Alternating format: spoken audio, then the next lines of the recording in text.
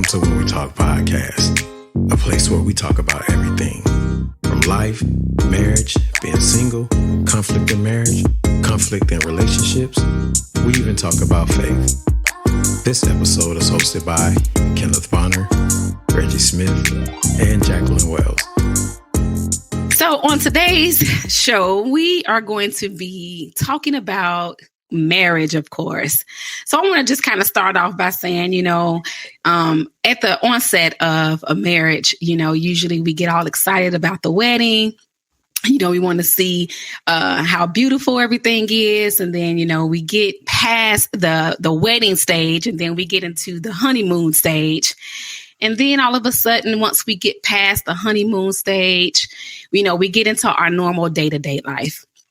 And as we begin to transition into this thing called marriage, of course, everything in the beginning is spicy and, it's, always the cuddling and the let's do this and let's do that. And, everything is going well.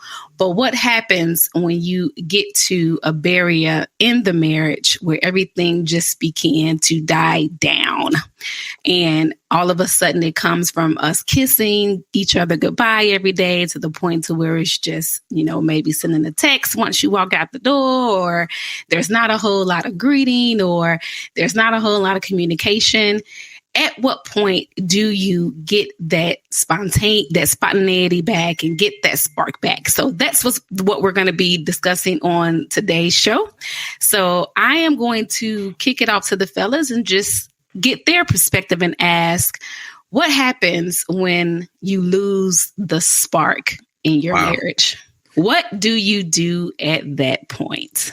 Well, of course, this is a heavy topic. And it's a very important topic because a lot of marriages are affected by the fact that the spark has gone. You mentioned a few things in your opening statement about people get excited about the marriage, the wedding. But as years and times go by, that spark goes. Before, you used to kiss each other. You used to open up doors for your spouse. You used to prepare meals. You used to, dress up nice for them. You used to do all kinds of things and set time apart for them. You used to block out phone conversations. You used to get off social media. You used to just do a bunch of things just to give that person your undivided attention. But as time goes by, those things start to dwindle away. It could be that now that you've spent some time with this person and gotten used to them, gotten to learn some things about them, whether you like the things or don't like the things, you just start to drift. That could be a cause of it. Or the other cause could be that you have so many things going on in your life that you're occupying your mind with other routes of escape versus going back to your spouse to be that place of resolve and escape for you. And so when that spark goes out, people will drift. Then they start, you're not intimate no more. You don't have conversations no more. You're doing everything else and not showing your spouse the attention that they need. You're not obviously having sex with them. You're doing a lot of things. And then that causes a lot of issues because now that person or you may not even recognize it. And now you're like, okay, what's going on? Is this somebody else? What happened? Are we not into each other? Are we not feeling each other? What do we need to do? And so there's a lot that comes with that. And it is very important to keep the spark in marriage because if you don't keep the spark, again, some people lose attention real quick and things throw them off and turn them off. But you have to make sure that the things you did in the beginning to get that person and keep that person, that you did to get that person, you have to keep those things going because marriage doesn't end unless you all decide to end it. But as long as you're married, you have to continue to do the things to keep that marriage nurtured and healthy. Because if you don't keep the spark, if you don't take care of your partner, then you lose your partner and you have issues. So I'll go ahead and let Reggie, because I know he got a mouthful to say. On that, like anything else, I think it's easier said than done. In the onset of the relationship, each individual's life is different. they're going through different phases, and then you guys come together, and then there's the bliss and the euphoria of the relationship, and, the excitement of the wedding, the blending of the families, and you guys have put all your hopes in your dream. You're going to travel together. You guys are going to be together. You guys are going to be all these plethora of things. But I think that during the onset of the relationship, the onset of the marriage, individuals tend to forget about what happens tomorrow. I think that they tend to forget about the future because now you start to get jobs. The job might require you to travel. You have kids, and then you have grandkids, and you might have health issues and just life, because you're not thinking about that life when you get started. And then when that other part of life creeps in, it can catch you off guard, and if you have gone a long period of time and you haven't done those things, now things begin to fester and set up on the inside, and it creates voids. It creates some bitterness. It might create some resentment, and it leaves a lot of question marks and holes in the confines and the structure of the relationship. And some people never recover from it. Some, if you're having the conversation, it allows you to it allows you to do a checks and a balance from time to time, or to remind that spouse, hey, we're not doing this anymore. Hey, we're not doing that anymore. Now my wife, she's good at doing that. And I get so inundated with life and trying to be a husband and trying to be this and trying to be that I'm not going to lie. I'll be the first one to forget that, I'll be the first one to say that, I might slip off from time to time. But my wife does a good job at reeling it in.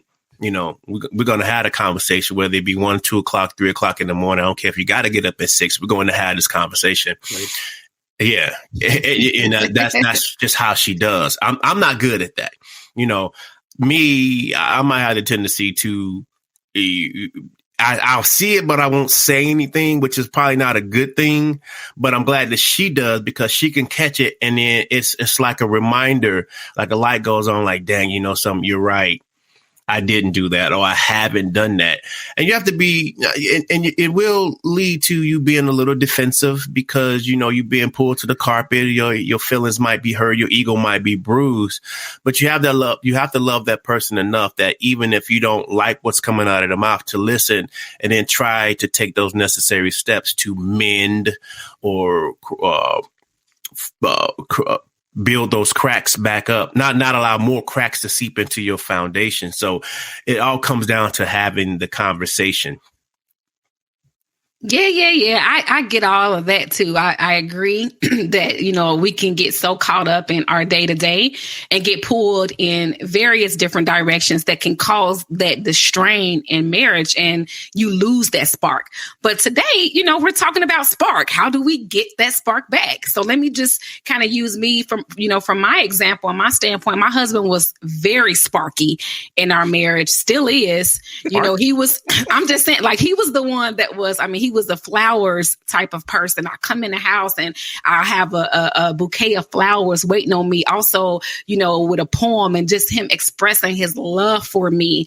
And I was one of those ones that got inundated with work and everything else that I had going on, that I really didn't put much forth of an effort to recognize and honor the things that he was doing for me. And, we became a time in our marriage where he pulled back completely from doing the things that he used to do, because I simply just was not paying attention to it. Why? Because life happened. I was so caught up with everything else that I wasn't giving my husband the full attention that he needed. So what did Jackie had to do? Jackie had to, probably change her ego and turn it around to something different so that I can get the attention back from my husband. So, we're going to go through marriage at times where it is going to be great at one point, and everything is going to be working out for our good. And then you get to that point in your marriage where it's just dull, and you get into the normal routine. Like Ken said, hey, how you doing? Hey, what we eating for dinner? Chicken. All right. Well, I got to get up early in the morning, so I'm gonna go ahead and take a shower, and then whatever. You get into that routine, and then it causes where people do feel neglected, or they were so caught up into doing so much to the point to where they just got tired of it, and they looking at the other person. Okay, when are you gonna make some moves? When are you gonna begin to show me some things? So how do we continue on with that spark? And like you said, Reg, having the conversation worked, because a lot of times when you feel like you have given, and you're not getting anything back, that's when you do get to that point to where it just doesn't become a priority for you anymore. So you just get into that place of, okay, well, I know we ain't doing nothing today, so I guess I'll try again next week, or I don't see anything going in my favor. But I think it's important to keep the spark going, is that you have good conversation with your spouse so that you can see exactly where they're at, that you can address whatever those issues are on where you lost it, so y'all can keep it moving. And I'm going to quiet down a little bit, because this is a very great topic, because I know it's a lot of struggling couples out there that is, especially we're in quarantine right now. This is like the best time to get the spark back. We're in quarantine. Can't really go nowhere. I think she's about to say it's the perfect time to get it popping. I'm just saying, it's a perfect time for restoration. It is definitely the perfect time for restoration. I would agree with that. Being in quarantine, you have to take advantage of every moment alone you have, especially when you got kids.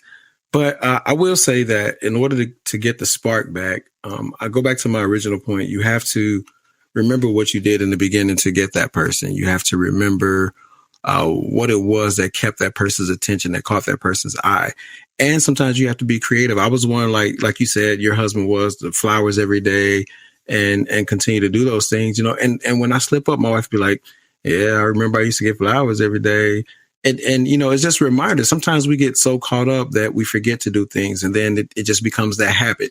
Then it becomes the norm to not do those things you used to do. You have to remind yourself constantly, what do I need to do for my wife? And ask your wife or your husband, what do you need from me? What can I do to help keep this spark going? How can we get things back fun like they used to? Both of y'all got to get creative. And I know sometimes that, people have a lot going on, you're tired, you're not feeling well, or whatever the case, but get creative. When those time pass, do what you got to do to make up for the time that you miss. It's a lot you can do. You can, don't necessarily have to always go out, but, date nights, go in the car, go for a ride, have a conversation, put the phones down, get off social media, talk about what interests each other. To make that person feel like you're in love with them, and you can actually get them that spark back, to where they start doing those things. Because like you said earlier, when people do things over and over and they constantly get ignored or rejected, then it doesn't have a good outcome. They draw back, they pull back, and then they start losing that connection, and that spark starts going out. But you have to do whatever's necessary to keep that spark. I'm trying to match Jackie's intensity. It was just so fiery and so passionate, and you heard all of her teeth. I mean, just wow. Okay, I'm gonna try my best. So one of the things that I do as far as maintaining the spark, and it's something small. I got a picture of my wife, and it's I think she probably about 3 or 4 years old, and I have it sitting on my desk. And that reminds me that I have a responsibility to always keep that smile on her face. I love this picture. She hates the picture. She got on look like a peach dress with the ponytails, the 1970s type ponytail or whatever else like that. And I come in here even after we've had an argument or a fight, and I see that smile. And that lets me know that I have a responsibility to always keep that smile on her face. You understand what I'm saying? Because I believe that every woman, I don't care how old she is, wants to feel that little girl feeling again. You understand what I'm saying? They always want to feel like I'm, of course, we're not your daddy, but I'm daddy's little girl. That feeling that you would feel when you fell into your daddy's arms, or when you got that ice cream, or you got something, as a little girl. So those are one of the little things that keeps me grounded. and lets me know my responsibility. So if I haven't done right, or I made her mad, or we've argued or whatever like that, I come into this room and I look at that picture, and that keeps me going. That, allows me to get out of my feelings a little bit more quicker, because one of the things I love about my wife is her smile. I think she has the prettiest smile on the planet. And sometimes even when I'm mad at her, like, and she smiles, that kind of takes a lot of the tension out. But one thing that Jackie said in her brilliant, phenomenal soliloquy, was to keep trying. You have to keep trying. And it's not easy all of the time, but you have to keep trying. It's when both partners decide, or one partner decide to give up, and then leaves all of the load on the one, and whatever they might be feeling increases. So you have to keep trying. You have to keep doing those things. You have to remember, what did I do to get her? And the same thing, like Kenneth said, is that I need to try to make sure I keep doing those things to keep her, and to keep him as well. Because here's one of the main things that happens in the relationship. A lot of people get in relationships and they get complacent and they get comfortable. You understand what I'm saying? And, women are different creatures than men. Women see, women are different creatures than men. I didn't hear. Can you say it one more time real loud for the people? For the people in the back? Or how about the people in the balcony? Women are different creatures than men. Whoever came out with that book, Men Are From Venus and Women Are From Mars, they hit it right on the head. Nailed it. We're different. We want different things. We need different things. We crave different things. We expect different things, and so therefore we're not going to always be on the same page all the time. So the point is to try to get on the same page to where you guys are on the same sentence. You know what I'm saying? You're ending your sentences together, but sometimes that doesn't always work. So the thing is that there has to be a coming together of the minds. And one of the great things is a book that called the Love Languages. Mm-hmm. All right. And my wife told me the other day, she said, my love language has changed over the last several years. It's not this so much anymore. It's now that. These are the things I'm now requiring. So I'm like, oh, okay. So now it's your opportunity, your responsibility to listen to those things. And sometimes as men, we miss it because there are some things that women need that we don't necessarily need. You understand what I'm saying? You all would say this and would debate this and then try to debunk it. We're basic creatures. We are. We're very basic creatures. We don't require a lot. We're self-sufficient. We don't need the cuddling and the coddling and all the affirmation. We don't need that. We're basic creatures. You understand what I'm saying? But from a woman's standpoint, you guys need more. You guys require more. And sometimes that's where the rubber meets the road, because sometimes in our mind, we're like, dang, didn't I just do that on Monday and Tuesday? You need that now again on Friday and Saturday? Sure do. Exactly. And that's the part that can become very, very arduous. It could become very, very demanding, because it's like, dang, again, you still need that. So the thing is that, sometimes as men, we need to get out of our emotions and get out of our feelings, and then try to make that happen, because that's not always easy. Go ahead, Jack. I know you're coming with a rebuttal. Let's just go ahead and end the show right there, bro, because you just hit that. You just hit the nail on it right there. I think. Nothing. I'm just saying, like you said, you love your wife now. And the one thing that keeps that in the forefront of your mind on how you handle the relationship and keeping the spark alive is that you want to always see a smile on her face. And I think it's vice versa. As a woman, I don't ever want to be in a position to where I see my husband frowning and he's not happy, especially if it's coming to something that is a lack thereof on my part. But as women, we are very, very different creatures, which is why you guys are always so attracted to us, which is why it keeps your heart thumping, which is why it keeps your eyes rolling and wanting you to continue to keep the smile on our face, because we bring that, you know what I'm saying? And so at the end of the day, I agree with everything that you said, Reggie. It comes to that point to whereas, I think you both know when it's starting to fall off, and whether it's a strain coming from him or whether it's a strain coming from her, the point is that you've identified that there's lack there. And you have to be creative. It doesn't necessarily have to always be sex, even though sex is great in marriage, but you have to be creative in making sure that you keep the attention of each other, whether that is, one of the things that me and my husband do. I'm very creative when it comes to intimacy. Let me come up with a game real quick so I can see how we can spice things up a little bit better. Let me see what type of games I can pull out of my head. Just be creative in the moment and still like hold on to the moment. I think is because we get so caught up in the past, and you start thinking about what you didn't do, what she didn't do, without how do we go forward from this? Because I do see that there is a strain. So I think that in order to keep that spark going, and not all the time it's going to be where it is going to be sparky all the time. We're not saying that at every waking moment you have to wake up, ding, hi honey, how are you? What's going on? It's not going to be all rosy and laxative daisy every time. I mean, come on, let's just keep it real. But you know what I'm saying? We're the spark. You have to identify that in order for us to keep going, to keep thriving, for us to be great. To, like Reggie said, well, we're finishing the sentence before he even finish it, is making sure that we're on one accord and understanding the needs of our partners. I would agree with everything you all said. Intimacy is definitely important. And what I do is similar to what Reggie does.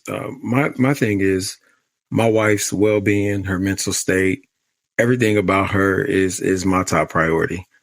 The way I keep our spark going is I definitely do any and everything I can to keep the added stress from off of her, whether it's doing things around the house when she's working, whether it's cooking, whatever the case I can do.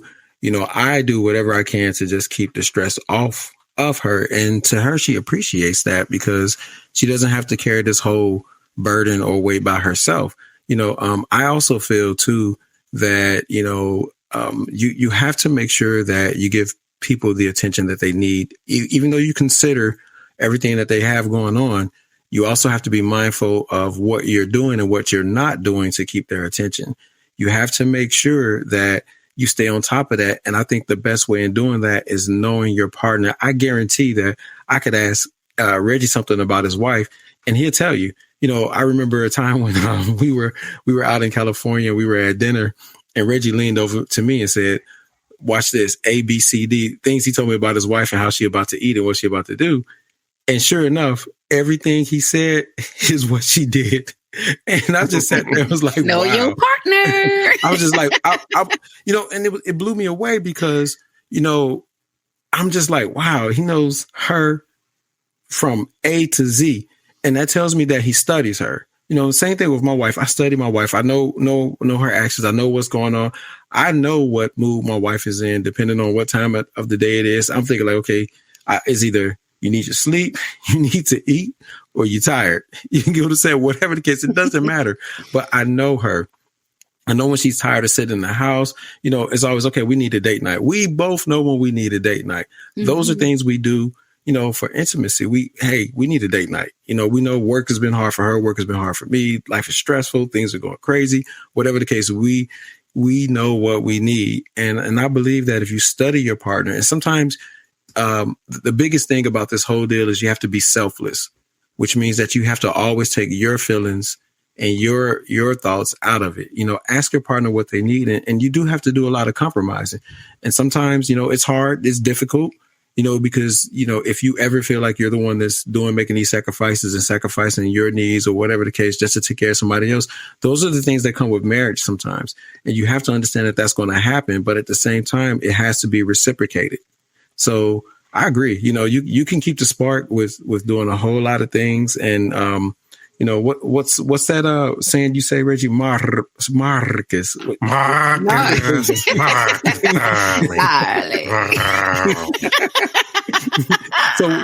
So fellas, if you hear that noise or you hear that sound and she's calling your name like that, you know what? That's good. So here's my question. In studying, your partner, there will be times that you do fail the test.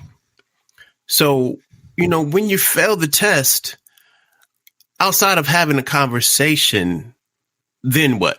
Because, trying to take the test again, to make sure that you pass, things are going to get missed. Things are going to get dropped. And one thing that to kind of comment, I do the same exact thing. I try to make sure that my wife's health, her well-being and everything is of utmost importance. Okay.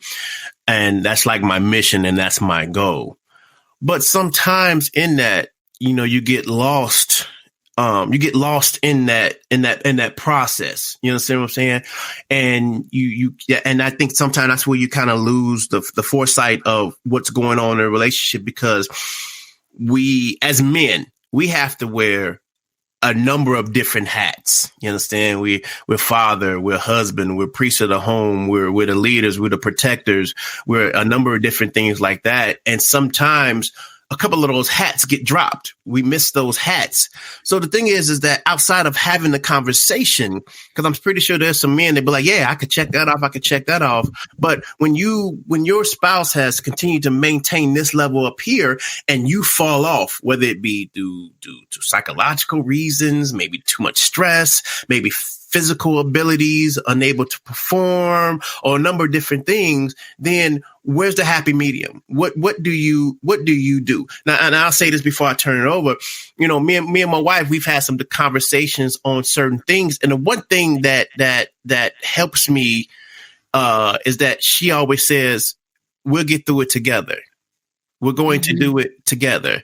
It doesn't matter what it is. We're going to do it together. So that lets me know that whatever it is I might be struggling with, or whatever it is that I might be dealing with, that I'm not alone. But everyone doesn't feel that way. So what do you do?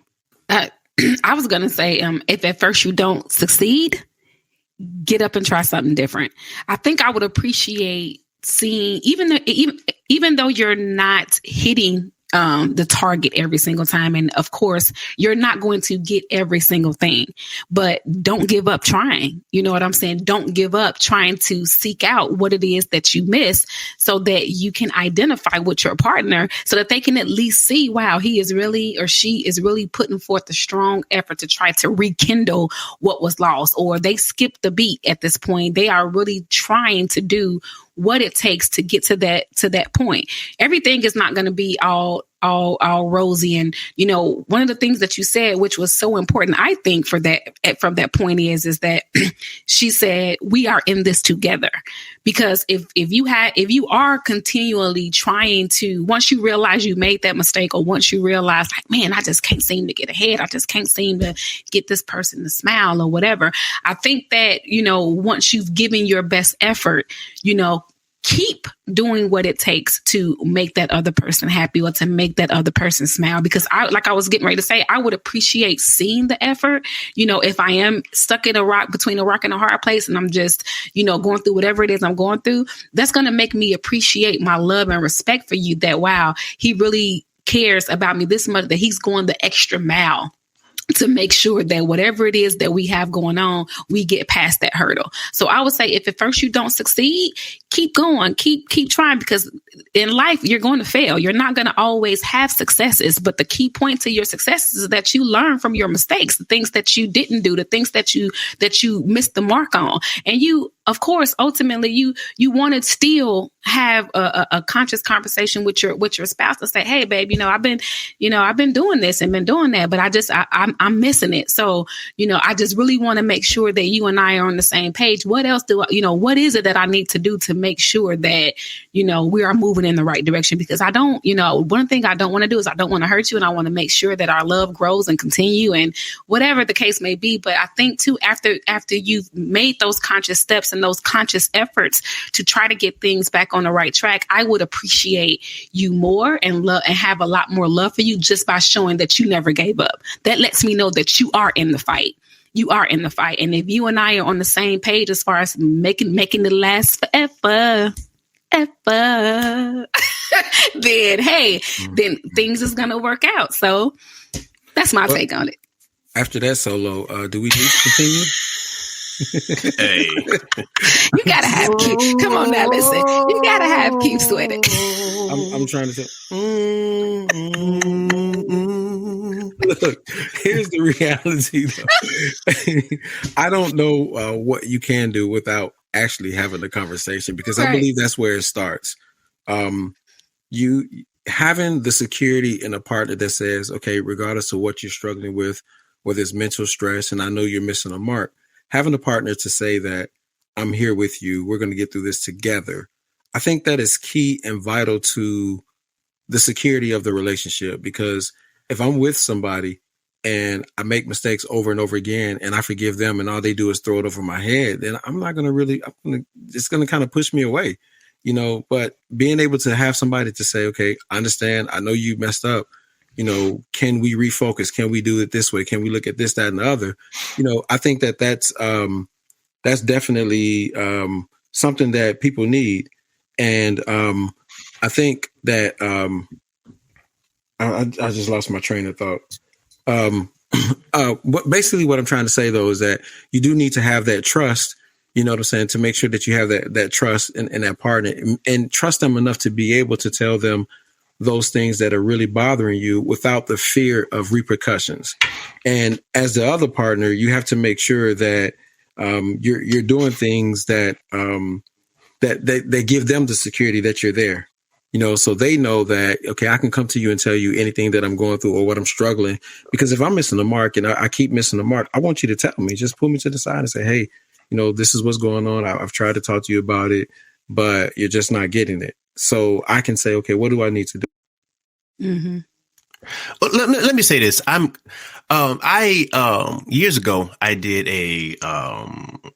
I'm a trainer and everything else like that. So I did this forum for women as far as basically getting their sexy back, getting their health together, getting their bodies together, spiritually, mentally, physically, the whole nine. And the question continued to come up, and there was like, well, you know, it seems like my husband, you know, doesn't look at me the way that he used to look at me. He doesn't say those things that he used to say to me. And my thing was, and this is for men as well, but my thing for these women in this forum was, I said, do something different that he's not expecting, that he wouldn't even think that you would do. And I said, and I guarantee, because we're visual creatures, men are visual. We're very, very visual.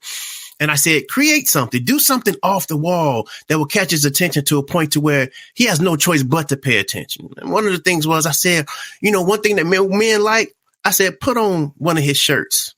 Okay. Put you on some heels or something else like that and just walk across the room. Guarantee it's going to spark something. I said, and while you're doing that, if you feel that there's some things about your body that you're not comfortable with, because if you're not comfortable with it, you know, he might not be comfortable with it either, but he loves you enough to bypass all of that, because at the end of the day, it's not really about that. I said, start to change the way you eat, you know, because that'll also change the way that you move, and it also change the way that you might move in the bedroom. You understand what I'm saying? Do some different things, you know, get yourself more flexible and, you know, walk and create some different things. Right. And so, they took the advice, and it was crazy because I went to a wedding, and there was a few of those that we just happened to meet up at a wedding, and we was at a wedding, and this guy came out of the blue. He said, hey man, you Reggie? And I'm like, oh man. I said, yeah, that's me. Man, he grabbed me and hugged me. He said, I don't know what it was you said at that thing my wife went to. He said, but it's been on and cracking ever since. I'm like, really? You know what I'm saying? And it's because you switched up the dynamic. You changed some things about you. Because sometimes, you know, like I said, when we get ingratiated into our families, we lose sight of self. You know, we start to that comfort eating that you eat with your spouse. That's me and my wife. We eat. You know what I'm saying? Next thing you know, you walk past the mirror, you be like, yo, where did that come from? You know what I'm saying? And, you know, you start changing some things about you to help bring that spark back. You know, maybe lose some weight, dress up differently. Don't come to bed with the infamous rag on your head with the rollers in it and the moo-moo on or whatever else like that and expect things to jump off. That ain't going to happen. This is not going to happen. You know, and we're adults. You know, there's been some times I feel told like my that wife, was an attack against attack. Yeah, it is. It is. But same thing with the men. Don't come to bed with them granddaddy drawers on. You know what I'm saying? And expect your wife to be like, hoo-hoo, it ain't going to happen. You know what I'm saying? There's been a couple of times I've said to my wife, no, babe, we're going to have to burn them. That ain't going to work. You know what I'm saying? And, you know, she'll tell me, why you got them things on? You know, because sometimes we just get comfortable and everything else like that. Switch it up. Change it up. You know what I'm saying? Have the conversation. You know, move in wisdom, even in your relationship, and come together. And everything is not about sex. You know, you can be intimate in different ways. You understand what I'm saying? But if there's something that you feel like you need to change about yourself, you know what I'm saying? Change those things, because it is, you're not doing it for nobody else but your spouse, because you have to remember you made a commitment for better, for worse, you know, sickness and in health. This is a long-term thing. And you also have to know that, you know, as you change for the better, things about you might also change as well. Your body might change, the health aspect might change. And you have to be willing to roll with that, because, you know, she's 48 now, but she probably won't look like she was when she was 28. You have to realize that. And if you're trying to put those expectations on your wife or your spouse to look like they were when they was in their 20s, that's very unfair. You understand what I'm saying? But there are some tweaks and some different things that can be made. You know what I'm saying? Like, I love my wife's hair a certain type of way. My wife rocks it with the funky hairstyles or whatever like that. But there are a couple of ones that she come up in here, I'll be like, yo, you know what I'm saying? Yo, that's hot. You know what I'm saying? So it's those, and my wife knows that, you know what I'm saying? So, you know, do those types of things. And, you know, like I said, sometimes it's easier said than done. But the key word, I'm going back to what Jackie said, don't stop trying. Keep trying. Mm-hmm. And just like we say at the end of the show, keep it moving. You have to keep trying. And like you said, Jackie, as long as I see that you're trying, even if it's small steps, that lets me know that you heard me. And once that you start to put those pieces together, you know, it helps the relationship for the long haul. And I want to just throw that one key point in that you missed. That's unto death do us part. Okay. So like if we're in this thing, it's not going to be no exceptions to the rule. You know, it's not going to be any deal breakers, you know, when we're, you know, in a marriage. And so I think all of those points would, you know, without us having to move into a whole nother realm of the topic, and I know we're closing out, but all of those are key points. And the last thing that I would say is that it's okay to bring other people in that are experts in that particular area and topic on where you feel like there is a strain in your relationship when it comes to intimacy, when it comes to sex, when it comes to ensuring you guys are on one accord. It's okay to seek out help or go to a counselor to talk through some things, because sometimes you do need that person. Now I ain't talking about your girls. Now I ain't talking about, you know, I'm talking about true confidants or true experts in the situation that can really help you gel that thing back together to where you guys are back on track to living in marital bliss. Man, look, y'all take all the good points. all the time. But, you know, I would agree with everything you are saying. Again, it can be the spark can happen. It can come back. You know, again, you just have to continue you have to fight through everything that you're going through in a relationship, through the challenges. But the number one priority should definitely be your partner and your partner's needs. Don't neglect your partner, regardless of what mind state you're in. You know, you have to continue to keep that spark, because if a marriage is going to last, it's going to take both of you all working at it. And like you said, it's till death do us part. You know, you can't hold your partner hostage because of how you feel or may not feel about yourself. You have to just continue to fight through it and just keep pushing and keep working it. And then you look around, you be 40, 50 years in and still got a fire going on, you know? So. That's good. Reggie? Well, like right now, like after we get off this show, one of my wife's sparks is food. So I'm about to go down here and cook her breakfast while she's in bed. That's a spark. You know what I'm saying? That puts that smile on her face. Breakfast in bed. Yeah, you know, and, you know, do that. See, Jackie. See? It's always us, Reggie. But it's right. Exactly. And she was talking about without going to another show or doing this and that. I think I have to start a whole new show. A whole new topic. I'm not starting anything. Hey, I'm just saying. But it's can I just say this last point? Muy caliente.